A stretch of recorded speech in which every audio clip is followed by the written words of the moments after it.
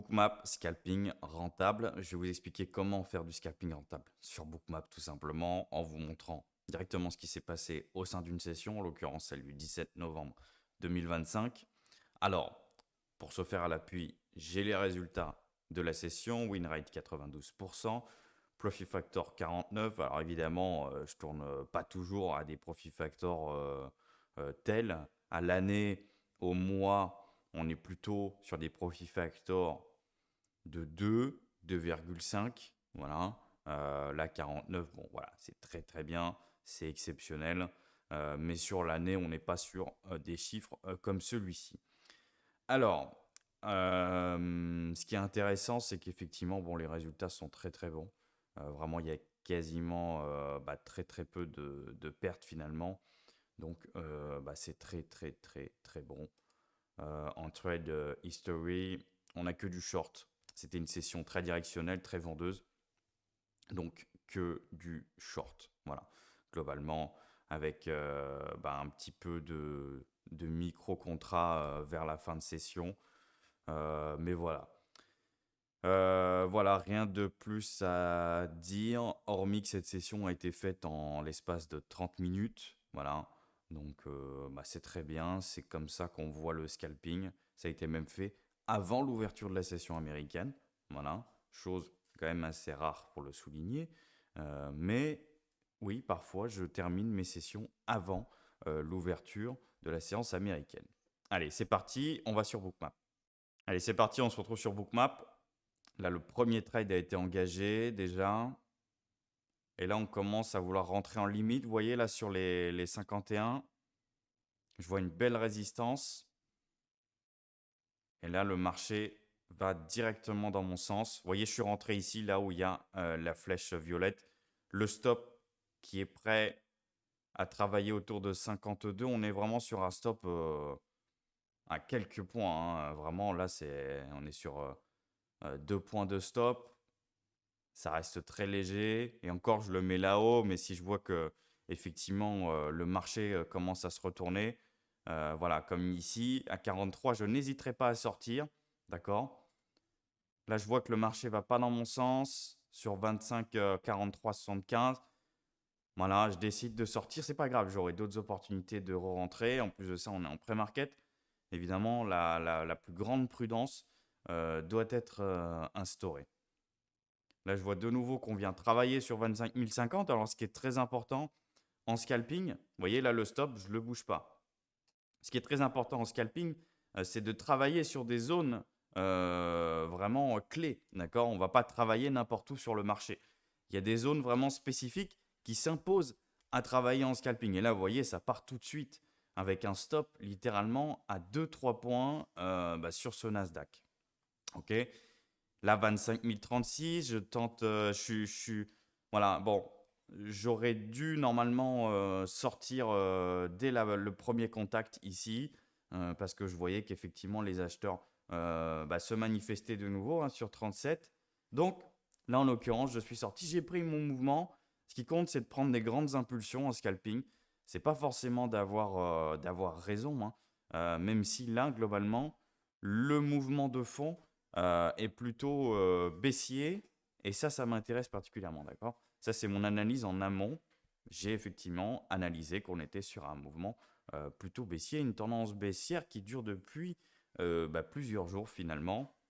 Donc, je reste dans la tendance de fond. J'évite de faire trop de contrarian trading parce que ça risquerait de me mettre en défaut, surtout sur ces niveaux-là en l'occurrence, d'accord? Donc voilà, donc là pour le moment on est à 330 $, donc tout va bien. Là j'attends un petit peu, j'ai pas forcément d'opportunité. Donc pour ce faire j'attends, voilà.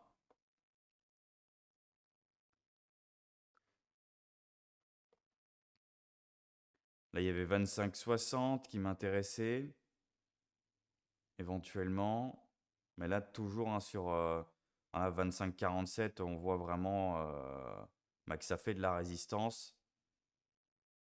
On voit vraiment que ces acheteurs sont vraiment bien absorbés. Donc là, je rentre avec un petit peu de sécurité. Normalement, mon stop aurait dû être placé un peu plus bas. Là, il est passé 2 points au-dessus. Mais vous voyez, globalement, mes stops sont toujours les mêmes, hein. Là, vous voyez, tac, gros mouvement d'impulsion. Là, on reprend 120 $ d'un coup, quoi, d'accord? Et là, la courbe de PNL qui monte, qui monte, qui monte progressivement, d'accord? Voilà. Donc ça, c'est ce qu'on aime.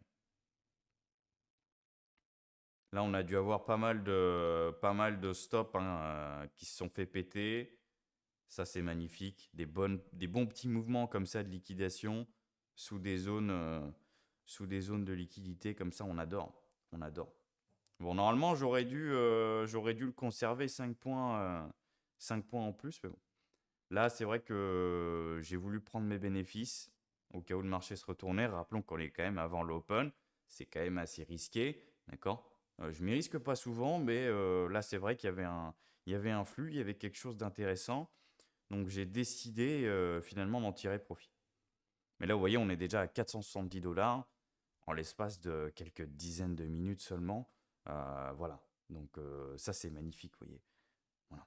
Et là, vous voyez ici sur ce mouvement-là, on a la liquidité, regardez, qui vient refaire pression ici juste à droite. Vous voyez, ce petit mur là de plusieurs blocs de liquidité successifs. Et finalement, nous, on rentre ici, le stop, il est placé là et c'est parfait, quoi. Donc là, je décide de re-rentrer ici. Toujours pareil, hein, travailler ce niveau des 25,47. Il m'intéresse vraiment beaucoup ce niveau. Donc là, je le retravaille. Et là, voilà, on a notre petit mouvement baissier, magnifique. Et vous voyez, c'est toujours à chaque fois le même scénario, hein, qui se matérialise, hein. C'est magnifique. Vous voyez? Voilà, et là, on sort sur 36. Et à nouveau, on a repris une centaine de dollars et le marché se retourne sur les 35. Voilà. Là, pile sur les 35, le marché se retourne et c'est là où on sort. Donc là, c'est vraiment propre. Bon, l'entrée, c'est pas la meilleure. C'est vrai que j'aurais pu travailler 45. Là, j'ai perdu quelques points quand même en delta. C'est pas très très bon. Mais ça reste quand même bien plus précis que ceux qui travaillent sur les bougies japonaises de toute façon. Donc, je me fais pas de soucis. Voilà. Là, on voit le marché qui accélère à la baisse de manière assez vigoureuse finalement.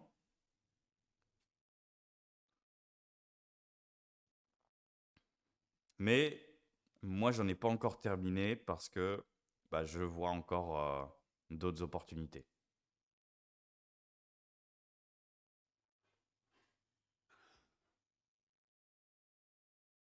Voilà.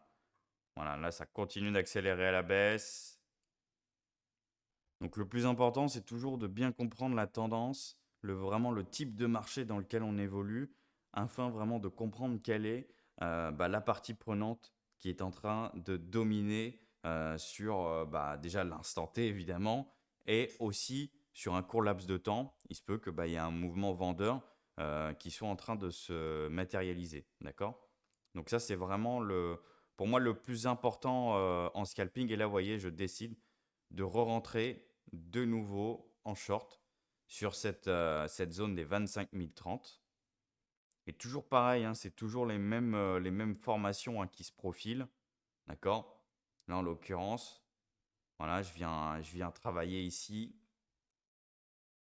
juste sur cette zone, cette absorption des acheteurs. Et là, tac, tac, tac. Je vois que vraiment, les acheteurs ne sont plus finalement dominants. Et là, tac, je rentre. Et là, je sors ici. J'aurais pu sortir sur 25 020, mais ça me fait encore quasiment 10 points. 10 points sur une position. Donc, c'est quand même vraiment bien parce qu'à chaque fois, je prends les impulsions les plus importantes. Et ça, c'est le plus important en scalping. Ce qui compte, c'est juste de prendre des mouvements d'impulsion. Là, en l'occurrence, j'aurais pu me dire, ok, ah non, je garde le trade parce que je pense que ça va baisser. Mais non, moi, ce qui m'intéresse, c'est simplement d'être dans le bon mouvement à l'instant T sur un court laps de temps. Ça peut durer 10 secondes, ça peut durer 5 secondes, tout comme ça peut en durer 2. Et au bout de 2 secondes, au bout même de 1 seconde, je dois être en capacité de me dire: «OK, ce trade-là ne part pas dans le bon sens, je coupe cette position parce que je vois que, bah, là, effectivement, ça bloque, que ce soit des acheteurs ou des vendeurs et que ma position, ne risque pas d'atteindre, bah, ce que j'ai prévu finalement». Voilà. Donc on n'a pas d'état d'âme en scalping, on doit réagir très rapidement, c'est important. Bookmap nous permet de le faire, comme vous le voyez, à des réactions assez rapides. Je sais que beaucoup ont du mal à trader bah, le Nasdaq. Maintenant, moi, c'est vrai que c'est un actif que je maîtrise depuis maintenant bah, quasiment 6 ans. Donc, c'est vrai qu'il y a un peu plus de facilité parce que l'expérience passe par là, parce que bah, on s'est pris des baignes dans la figure et ainsi de suite. Donc, c'est vrai que c'est un actif qu'on comprend un peu mieux maintenant. Ce qu'il faut comprendre, la particularité de cet actif, c'est que c'est un actif avec un carnet très léger. Donc, juste le trader au carnet d'ordre, c'est quasiment impossible et vous avez besoin de Bookmap pour le travailler et bah, finalement du tape reading qui est juste à droite. Et ça va vraiment vous aider à bien le travailler. Parce que si vous n'avez pas cet outil, pour moi, c'est très compliqué de travailler Nasdaq, hormis évidemment sur de l'intraday, où il y a quand même des choses intéressantes à faire. Mais en scalping, vous ne pourrez pas le travailler, vous ne pourrez pas prétendre à atteindre ce type de résultat bah, sur une session. D'accord. Surtout en travaillant avec un mini contrat, qui est quand même une exposition assez importante, disons-le, disons les choses. Et là, vous voyez, je re-rentre sur 25,42. Sauf que là, ça ne se passe pas comme prévu. Et sauf que là, je ne sors pas ma position là où j'aurais dû la sortir. Je décide de me dire bah, qu'il y a cette résistance à 25 050. Donc, bah, je tiens la position malgré tout. On est sur un bon mouvement vendeur. Donc, voilà. Là, par contre, j'ai fait une erreur parce que j'aurais pu sortir cette position à quelques points de perte et re-rentrer un peu plus haut. Mais là, vraiment, j'ai fait une erreur.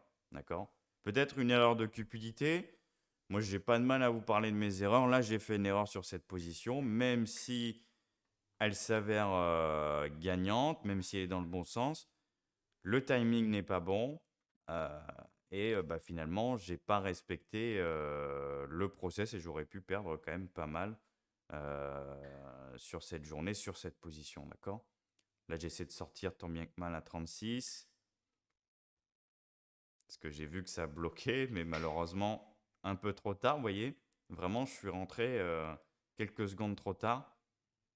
Bon, tout ça pour gagner 80 $. Voilà, c'est pas cher payé, très clairement. Voilà, mais j'ai préféré sortir de toute façon. Voilà, là on voit, vous voyez, à chaque fois je sors là où ça bloque. Et quasiment à chaque fois, sauf ici, hein, je rentre en position là où ça commence à bloquer. Bon, là on a quand même failli perdre 6 points. C'est quand même beaucoup. Vous voyez, là le PNL ici, il a quand même un petit peu diminué. Bon, ce qui compte, c'est que ce PNL fasse des plus bas de plus en plus haut. D'accord. Quand vous regardez ici en bas, là vous avez le PNL. Ce qui compte, c'est qu'on fasse des plus bas de plus en plus haut. Mais là, c'est vrai que on avait un petit peu entamé le PNL, alors évidemment de manière latente, mais ça, c'est des choses que je préfère éviter en scalping parce qu'après, ça peut créer ce qu'on appelle du revenge trade. Donc, c'est pas bon du tout.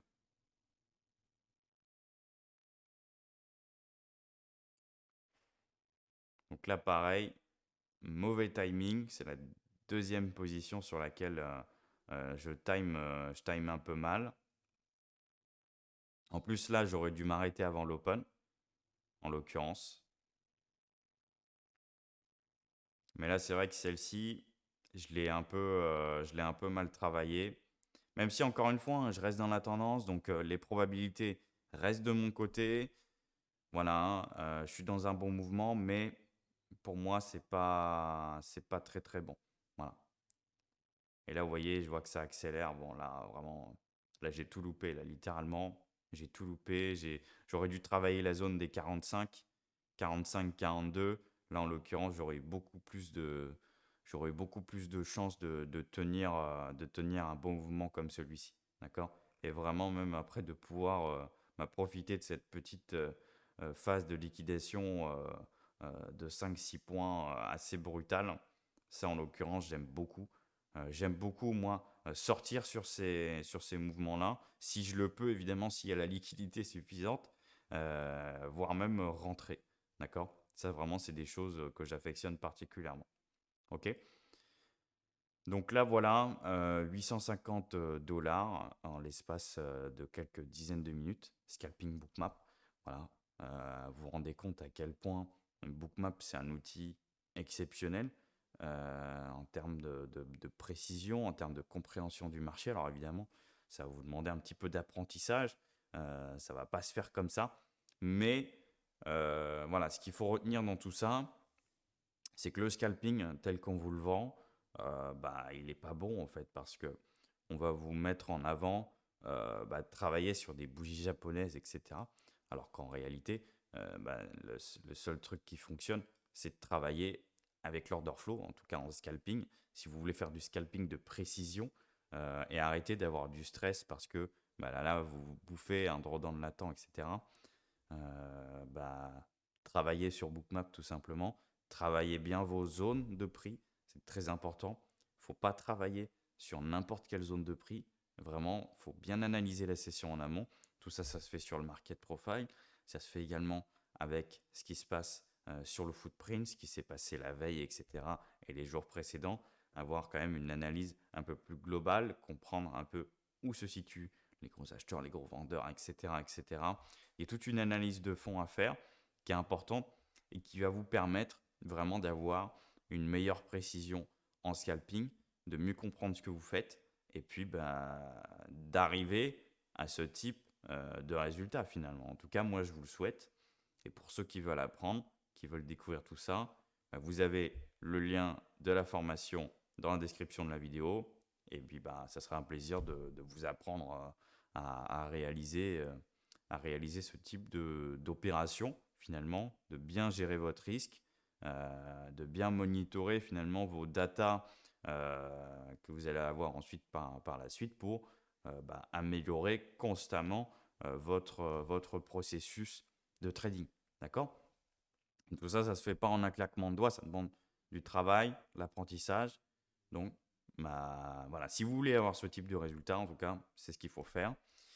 C'est tout ce que j'ai à dire globalement. S'il y a des questions, s'il vous plaît, mettez-les dans les commentaires parce que je pense qu'il peut y avoir des questions. Alors, beaucoup vont dire je ne comprends pas, machin, là, ton graphique il est trop chargé. Non, le graphique il n'est pas chargé. C'est juste toi, tu n'as pas fait cette analyse en amont pour éliminer le bruit. D'accord? Et tu ne comprends pas ce qui se passe. C'est tout. C'est pas que le graphique il est chargé, c'est juste que toi tu ne le comprends pas. D'accord? On pourrait penser que c'est un tableau de Mondrian, Bookmap, mais non. Euh, c'est un tableau de Mondrian qui est très rentable là. Voilà. Allez, je vous attends dans la formation promotion Black Friday en ce moment, en tout cas à l'heure où je tourne cette vidéo. Donc n'hésitez pas. À très vite.